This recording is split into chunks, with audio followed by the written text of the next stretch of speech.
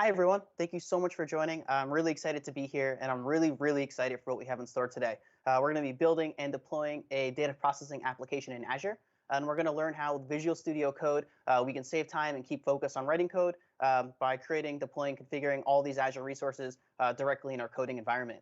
Um, the talk is focused on a Python application, but the learnings are more broadly. So if you don't necessarily use Azure day to day, Python day to day, sorry, it'll still be applicable to you.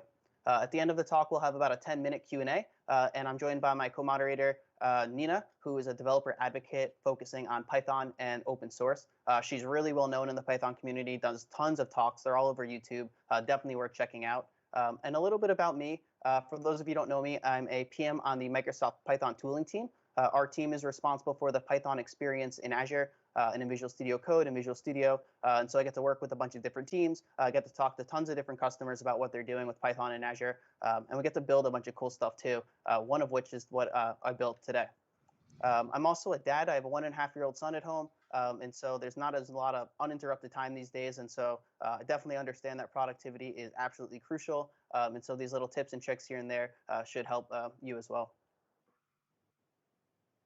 And like I mentioned, our team invests heavily in improving the overall Python experience. In today's talk, we're going to talk about how Python is a first-class language, supports multiple OSs. There's free tiers on almost every service. There's a fantastic Python SDK that really ties it all together. And in today's talk, we're going to be covering these 5 Azure services. From a data processing perspective, we'll be using Azure Functions for serverless, Cosmos DB for NoSQL, Azure Storage for file storage, cognitive services for machine learning, and we're going to host and deploy your application all through Azure App Service. Now, if you don't know what these services are, that's okay, because we're actually going to go over them one by one as we introduce them into our application.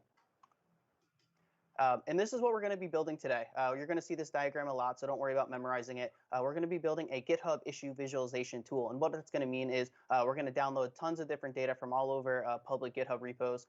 We're going to go look at each issue created and extract the key phrases using machine learning. And then finally, it's gonna be all visualized through a web application. And so the reason I thought this was interesting was from a data side, since we're using serverless technology, we can scale the data processing and processing application up and down based on whether I want to download 1, 2, or 5 files, or maybe hundreds or thousands of files concurrently. And it's able to handle a large amount of data. Each one of these files are hourly files with over 100,000 different events. And so it's really nice to be able to do that and wrap it all in Azure Functions. From an intelligence and machine learning perspective, I'm able to add natural language processing into the application using cognitive services, and that's going to power extracting those key phrases, and so we know what the key terms are in each issue. And then finally, we're going to visualize it and make it real, and for that we're using Azure App Service. I like Azure App Service because it's really fast to get to production and it just kind of works, and we'll get more into that a little bit later. And this is going to be emphasized throughout the talk, but this is all about how VS Code helps supercharge that Azure development. And so with all the key integrations they've built in with all these extensions, it really helps you kind of focus on writing code and less so much configuring cloud services. I know at least for me, as I'm going into the portal or even trying to use things through the CLI, things just take time to load. They're a few clicks away because it does so many different things. And so a lot of the benefits are the fact that a lot of these activities we've identified that developers do often are just 1 or 2 clicks away. But also, if you're like me, context switching does have a measurable impact on at least my development cycles, especially with a little toddler running around. I don't get a lot of uninterrupted time, and so it's a little difficult. So anytime I can improve my efficiencies, I'm going to jump at it. And these are some of the requirements today if you want to follow along. That ak.ms link on top will drop you off at the repo that has clickable links to each one of these, as well as the slides, the repo, and things like that to follow along. That link will persist through the rest of the slides going forward, so don't worry about writing it down really quickly. So let's jump into the data processing section. First, I want to introduce our first service. This is Azure Functions. Azure Functions is a serverless event-driven platform.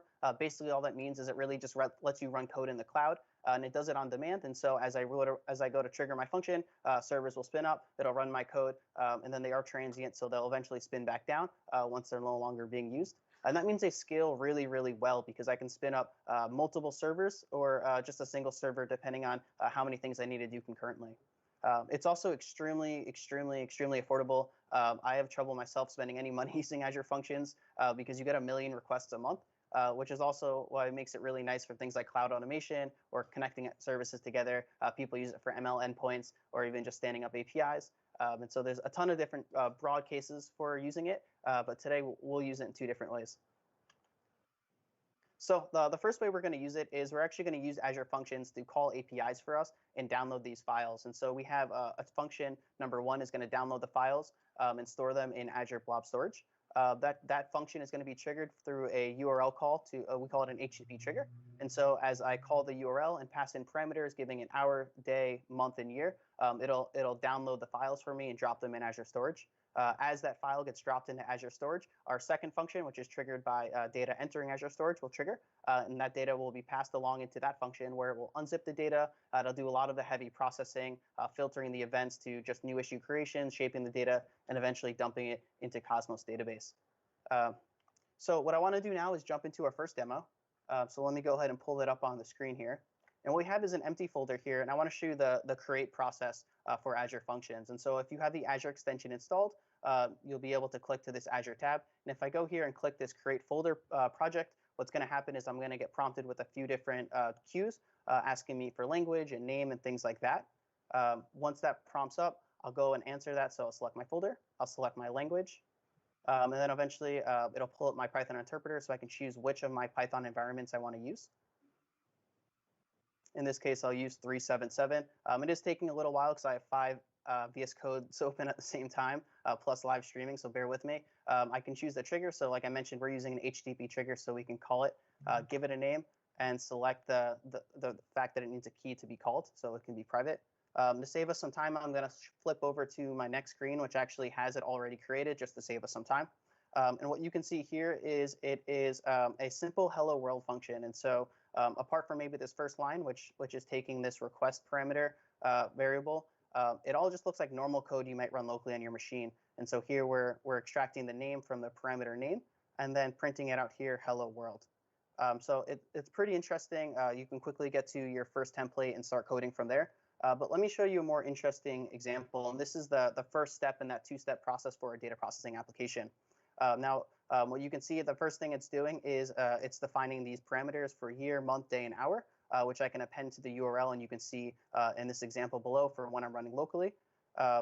Then it's calling the request API and passing in that string so I can download the file. And then in just a few lines of code here, I'm able to set the connection string, establish a client with blob storage, and upload the file using the Python SDK. And so let me go ahead and hit F5. And what that's going to do is it's going to initialize the debugger. And once that initializes, I'm going to be able to run this locally. And that way I'm able to make as many changes as I want to get it working to the way that I want it to work before I actually go and deploy it to Azure. I'm able to set breakpoints so I can see what's going on with variables at that point in the code. So maybe it's in the middle of a try or a for loop, or maybe I just want to stop the code at that spot so I can see what's going on with those variables. And so it's starting up now. Like I mentioned, I have a lot of different applications open right now, so my computer's running a little slow, but bear with me. And I have 2 links here. The first link is my local host URL. And so if I go ahead and click this right now, what's going to happen is it's going to trigger the URL. My browser's open, it's trying to load. And you can see now it's starting to initialize. It's going to start spitting out some of the logging information, and it's now stopped at my very first breakpoint. And I can start looking at all the different variables that have been established so far in my code. So you can see all the different inputs, what the string is that I'm actually calling. And if I hit play, it'll jump to the next breakpoint, or I can step over by hitting F10 or pushing this, and it'll move one by one through my code. And so if I go hit play and then hit play again, what's going to happen, it's going to finalize uploading the file. And so now that the file is uploaded, and what's really cool as well is if I right-click my function, which is already deployed, and click Start Streaming Logs, I can actually pull up my streaming logs and see what's going on in real time locally. Or if I run the Azure URL, let me pull that up really quick as well. It'll also start showing the Azure function URL as well, and all the stuff going on there. So a bunch of really cool stuff there to help you really just debug quickly and figure out what's going on. You can also view in storage itself to see everything going on in there. So if I go to the storage extension and click through my blob container and get to that raw, I can see all the different files that I've uploaded. If there are things like text files or something, I could actually double click them and open them up directly in my coding environment, which I think is just super, super cool. And Awesome. So the last thing I want to show you is how to deploy. So deploying is as easy as creating. You can go ahead and select the subscription. If you multiple subscriptions, you can redeploy by selecting one of the functions that already exist. If I want to create a new function, I can go ahead here and put a unique name that'll be used for people to call my function. Hopefully we can get to something unique quickly. I can select my runtime, choose my resource, and now it's actually deploying into Azure. And in about 30 seconds or so, I'd actually be able to call that exact function. So let's jump back into the PowerPoint. Let's start talking a little bit more about the machine learning aspect of this. But before we do that, just some of the key takeaways. The big one, obviously, is, again, those integrations with VS Code help speed up your development time. Being able to create pre-made templates in a few clicks is really nice. You don't have to scour the internet looking for some example that you can copy. Saves you time there. Debugging locally, being able to set breakpoints in your code and your function, understand what's going on, being able to see live streaming logs directly in Azure, both for your local development and the ones going already triggered in Azure, are super, super helpful. I can't imagine not being able to test locally, to be honest. Nothing ever works the first time. And so if I had to deploy to Azure and then go and try and figure out what's going on and redeploy, it's going to waste a lot of time. And then finally, that right-click deploy is really nice, especially as you're iterating, prototyping early on in your development. You're able to really get to something quickly, and then you can worry about source code later. And so the extension is really nice to help make you super productive with Azure Functions. So like I mentioned, the next thing we're going to talk about is machine learning. And a little bit about what this is going to do. So again, we're using Azure Functions, this time more as an orchestrator. So the Azure function will use a Cosmos database trigger, meaning that as records enter our Cosmos database, those records will be batched and sent into our Azure function. As that happens, what we're going to do is we're going to call the Cognitive API service to extract key phrases from every issue title. So we'll rely on their machine learning models to extract key information for us. And once we do that, we can append that data to the rest of the JSON blob, pass it into the second table, and from there we'll be able to eventually read it from our web app. And like I mentioned, I'm going to introduce what some of these new services are. The first one, cognitive services. And what that does is it obfuscates a lot of the machine learning work. So there's obviously, anytime you have a machine learning model, it's a ton of time to build it. You have to manage and maintain it, stand up the API endpoints yourself. And so cognitive service obfuscates all that. And so simply it just exposes one API endpoint that you can pass information to and get everything back. So in this case, I could pass a string like the weather is nice in Seattle. And I may get back the two entities it's identified, weather and Seattle, as the key phrases in that sentence. And so the key phrase extraction and the text analytics model is only one of many, many different use cases they manage and maintain. I grabbed just a couple that I thought were maybe interesting to throw on this slide, but there's a ton there, so it's definitely worth taking a look. The other thing that we are introducing is Cosmos Database. It is a NoSQL offering for Azure. It's globally distributed. You don't really have to worry about data schema because it's NoSQL, meaning it's really nice where you can quickly iterate, just dropping JSON in there.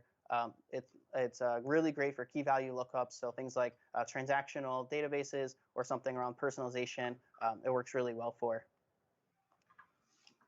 So let's jump into our next demo. This one is going to be the triggered Azure function that's going to call the Cognitive API services. So let me go ahead and pull that up really quick, and let's get into it. So the first thing I want to do is quickly show you the Cosmos database extension. And so if I jump into here, the first thing you can notice is I can actually create database accounts directly from the extension. And so I've already done that here, but if I follow this path, it would ask me about 3 to 4 prompts to create the database. Once I do that, I can go ahead and create accounts, create databases under it, and eventually collections. And I can even click in and see individual records in the database. And so I can start looking at what do I have in the database? What do these things look like? If I have an empty database, I may want to right-click here, create a document, and actually create an empty document so I can start filling out data so my code at least have something to start reading through. The last thing that's really interesting is if I right-click the database account, I can copy the connection string, which is really helpful so you don't have to fiddle around in the portal to spend a few minutes grabbing that connection string to bring it back into your code. If you're going to need it in your code, especially as you're iterating early on, it's really helpful to have it a few clicks away. The other thing that's interesting is the environment variables.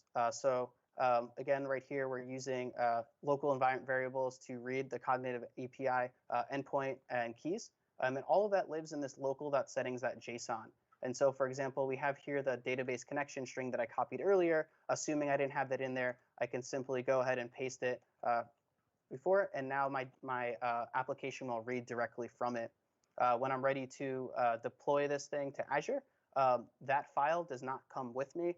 All the hard-coded secrets are not deployed into Azure itself through your code or into GitHub repos or things like that. What you'll then do is go into back into your function, right-click it, click into it, go to the app settings section, right-click, and you can upload that specific file. Or you can click into it and you can see all the different strings in here that it's preserving for us, and you can see the lists match each other. Let me explain a little bit about what the function is doing. So it takes an input, which we call func.document list or just documents, and it has an output Cosmos database output. And so simply what it's doing is as Cosmos database records get triggered, the function will activate. It sets a few variables for us. It sets up the API endpoints. So in 2 lines of code, I'm able to establish the text analytics client. It does a little bit of formatting, and then eventually down here, it actually calls the API with those batches, and that's simply all the code really the cognitive service API is really doing for us. After that, it's basically just dumping code directly into Azure. And we're able to determine the input and output triggers by this function.json. And so here you can see I've established the Cosmos database trigger as the type and the direction in. So that basically means this is going to be what activates our function. I set the database raw for primary, and here's my connection string. In a similar use case, since I'm spitting it back out to Cosmos DB, the 2 lines look very similar. So let's jump back into our PowerPoint. And talk a little bit more about the web app side of things. But first, let's take some of those demo takeaways away. So the first one is those trigger and output bindings. They're really easy to configure. They make great orchestrators between Azure services. I think there's over 18 different ones, from Cosmos Database, Event Hubs, all different sorts of ones. So really nicely to tie services together. The second thing is the Azure Database extension. So Cosmos Database extension we used. It's really helpful to be able to create things, spin them back up really quickly, start dumping records in right away so you could start writing code, copy connection strings. Again, these are all things that save you a few minutes here and there versus going into the portal. And actually what's really exciting is this month they're going to be rebranding the Cosmos Database extension to Azure Database extension and including Postgres, which is super, super cool. And then MySQL is something they're going to work on. And so I don't know when they're going to release that, but hopefully sometime soon. The last thing is cognitive services. So you saw in just about 3 lines of code, I was able to add machine learning into my application without really having to understand all the machine learning, data sciencey stuff to really get that to code. Let's talk about the web application side of things. This is today's architecture for the web app side. So we're going to have an Azure App Service web app. It's a Flask web app that's hosted in Azure App Service. It's going to read from our Cosmos database and using the Python SDK to read from it in just a few lines of code. And this is kind of what the raw data looks like. And you can see the things that I want to call out is you can see the issue title for this random issue is build fails with current NPV. And you can see the NER we've extracted is build and current NPV for key phrases that we think are interesting. And so there's a ton of different opportunities here in terms of what we can do with this data now that we have it. So we can aggregate issues by key phrase, so we can start understanding where we're having issues for which key phrases. We can grab the list of some of the most recent issues that are hitting our GitHub repo, create nice convenient links to those specific issues in GitHub or into the JSON blob to see all the details. We can double click into specific key phrases to see all the issues related to that. So there's lots of cool things we can do. And actually, we built a lot of this into the web app already. And so I'm looking forward to showing that off. Now, before I do that, I wanted to introduce Azure App Service. I've spoken about it quite a bit, but basically what it is it really hosts and manages your web app for you. So you don't have to really deal with all the other stuff. You can focus on writing your code for your application and let us worry about things like web servers, load balancing, scaling. You can also set up production and test environments. You can, in the portal itself, you can actually set up SSL, custom domains, things like that, which are really nice. And I really like it because it's really quick to get to production. It's really easy and it just kind of works. And so I'm a big fan of it. And there's also a free tier, which means you can get started for free and scale up if and when your demand meets it there. So let's jump into the last demo. And the first thing I want to do is go ahead and pull up the actual web app. So the first thing I want to do is pull up my application. And if I go to the app service tab over here, I can actually find my web app, right click it, browse to the portal, browse to my web app.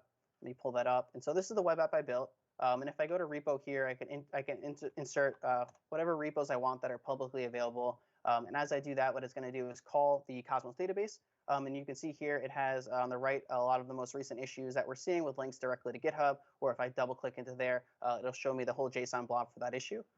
Some summary stats on the top left. And on the bottom right, all the key phrases that we extracted through cognitive services. And so I can say, OK, well, all the issues that are related to type, for example, right? And it'll pull up a page with all the different issues with type going on in the extension. We can see what other things that they were tagged for, links directly to GitHub, and the IDs for those issues. So we can double click in and just see all the JSON blob. It's super convenient. It's a really kind of, I think, is a pretty cool web app. But let's talk about the productivity gains you have by using the extension. So the first thing that's really cool is you can actually create a brand new web app. And so if I follow this flow, in just a few commands, I can set the name for the web app, I set the region, and it'll deploy the current code that you see here into Azure. There's nothing special about this Flask application that makes it work with Azure. It's just a simple Azure application. If I want to redeploy, I can just click this blue arrow, select the folder, and then it'll tell me, hey, we're going to overwrite your application with your new code. I'm not going to do that because I'd like to show you a few more things before we jump into there. The other thing that's really interesting is you can actually stream your logs. So if I right click here and you start streaming logs, we're going to stream our logs directly in our coding environment so we can see what's going on. And if I open up our web app again, what's going to happen is you're going to start seeing a bunch of different logs as I click around on the web app off screen. If we do run into issues with our application and you're trying to find the logs and there's not enough information being spit out here, we can actually click into our application here, go to logs, and there's tons of different logs from deployment logs to all the different traces, and you can actually view them again directly in your coding environment, see what's going on, which is super cool. So we'll click here, we'll go to trace. Once this opens up, here's all the different trace logs so we can see everything that's kind of been going on, which again, I think is super cool. The other thing about this is we have a .env file that contains all of my secrets for my Cosmos database account. As you can see, I'm using them here to establish a connection string and this simple method. And so when I deploy this to Azure, when I push this into a public repo, the .env file does not get included as part of the .gitignore. And so what happens is post-deployment, I'll get a notification on the screen to upload that as app settings for my application. Or I can go into here, right-click and upload local settings to be able to upload my settings. It'll do the diff and add just the new ones. I can add new settings here. And if I'm ever starting fresh, I can actually download them first. So download the remote settings, add a couple things, then re-upload them. So that's super, super convenient. Some other really cool tips and tricks is the SSH directly into the web app. So this is super cool, especially if you're doing like a Django app and you need to run a migrate after you've deployed. You can right-click, initialize the SSH, and you'll see in about 5 seconds, there you go. The SSH is wide open. I can jump in, type in migrate, do whatever I need to do, and then pop out of the server. And then finally, the last thing I want to show you is you can actually configure the deployment source directly from your coding environment. So if you're at the stage now where you deployed this you push this to GitHub and you want to configure the deployment source to continue to deploy from GitHub moving forward, you can go and do that simply by right-clicking there. Some of those key takeaways, there's a ton of different things you can do with the app service extension. The create, deploy, streaming logs, all those other integrations, they all, again, save you time. And time is so important, especially in these days. With app service, it's really easy to get started, and it takes a lot of the other work off your plate so you can focus on writing your Flask or Django app or whatever web app you're trying to build, and let us kind of handle a lot of the infrastructure and management of everything else. Finally, if you're a CLI person, you prefer the CLI, and you can download the AZ CLI, and then from any command terminal, cd into your folder, run the AZ web app up -n and your app name, and it'll actually zip deploy your app directly in Azure for you and configure it. So that's just a super cool tip. And finally, hopefully the takeaways that you've gotten from this demo is One, Azure is incredibly powerful with Python. It's definitely a first-class language. We continue to improve it. Supports Linux and multiple OSs. With VS Code, it speeds up your development time. It helps you get to something real much faster, which is always super cool. It's always exciting to finally see the finished product at the end. And it's only going to get better. We continue to invest in the extensions. For example, the Azure Static Web Page App extension just got released, I think, yesterday, which is super cool. And then finally, the Azure Python SDK is super, super awesome. If you're not using it, you should definitely check it out. And that ak.ms link below has all these links to the repo, the slides, and everything else if you want to continue this journey. So thank you so much for joining. This was an absolute blast. I hope it was valuable to you, and thanks so much. Now I'm going to pass it over to Nina so we can kick off the Q&A. Nicholas, thank you so much for your action-packed talk. I learned a lot. I really appreciate your presentation, and it looks like we have some great questions waiting for us. So Corey asks, he noted that in your VS Code environment that you're using the Python venv. Is there anything a dev needs to know in order to use that? Did you say the VM? The virtual environment, yes. Oh, yes. Yeah, of course. No, the virtual environments can be set up pretty much anywhere. VS Code helps set you up themselves. There's also a few command lines to actually set it up for yourself. I like it because it isolates your environment. I actually gave a talk last year and broke my demo the night before because I didn't set up an environment and updated one of my packages, and it fell out of the dependencies. So there's not a lot of work. You can actually go to the app service Flask quick start, and that actually walks you through how to set it up the first time. Yeah, and if you noticed in the VS Code window, there was the virtual environment that was currently selected was just clearly on the bar on the bottom right there, that blue bar. So you can click on that actually and select any virtual environment that you'd like.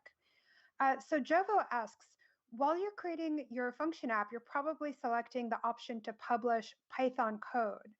Are you limited to libraries that Azure, are you only limited to the Python libraries that Azure offers? Or is there a way to specify what dependencies your application has? Interesting. So can you repeat that one more time? So when you're creating a function app, Jova asks, you're selecting the option to publish your Python code directly. And he'd like to know, are you limited to using libraries, the Python libraries that Azure offers, or can you provide custom libraries or dependencies? Got it. So you can do your own custom dependencies. I'm not entirely sure what the workflow is for that, but I know that is available. Great. Thanks so much, Nicholas. Yeah, I personally really appreciate that you're sharing all of your code on GitHub. It's available at that link, aka.ms/build2020pyvc. You gave a really high-level overview of a lot of powerful tools. And if folks want to dive in, they're able to get all of the resources that you use to create your demo. Yeah, and I'd like to add to that as well as we actually set up a Discord channel. It's kind of like an online chat room filled with a bunch of different engineers and PMs across Microsoft who are interested in Python. And so if you have any questions as you're going through this or any random questions about VS Code or Python and Microsoft in general, definitely just stop in and talk to us. It's filled with a ton of different Microsoft folks right now. So we're super interested to talk and kind of help wherever we can. Fantastic. One update about our functions question. For custom packages, you can add them to a requirements.txt file. So you are not limited to, you're not limited in any way with what kinds of packages you can include in your function.